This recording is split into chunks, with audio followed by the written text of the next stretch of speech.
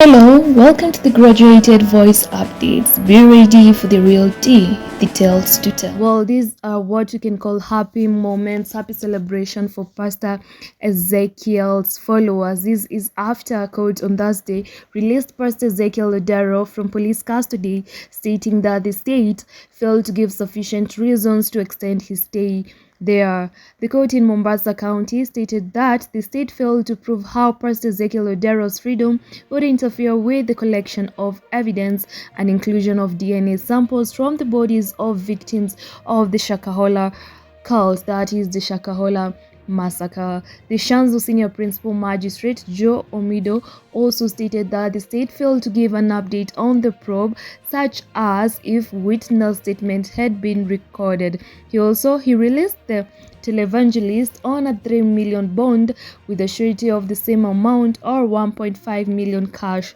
bail. Pastor Ezekiel was ordered to report to the police once a week and was barred from commenting on the Shakahola case.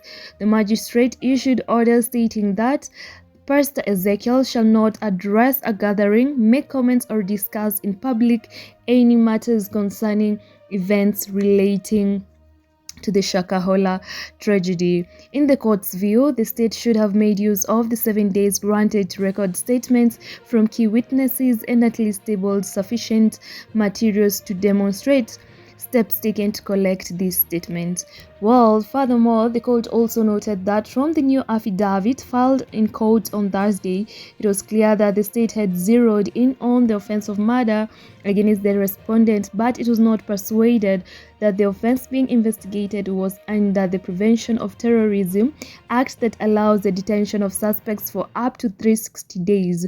The court also stated that the detective intended to collect DNA samples from the relatives of people who died at the New Life Prayer Center in charge for matching with bodies exhumed from mass graves in Shakahola.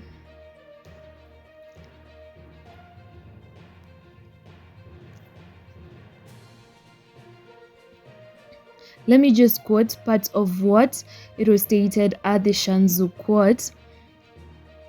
The bond of bail terms shall subsist until the respondent is formally charged and or until the investigations are completed.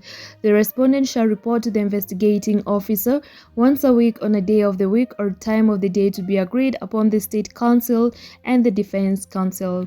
Parties to the case will be at liberty to apply for the closure of these once investigations are complete. It cannot be sufficient to generally state that the respondent will interfere with the witnesses.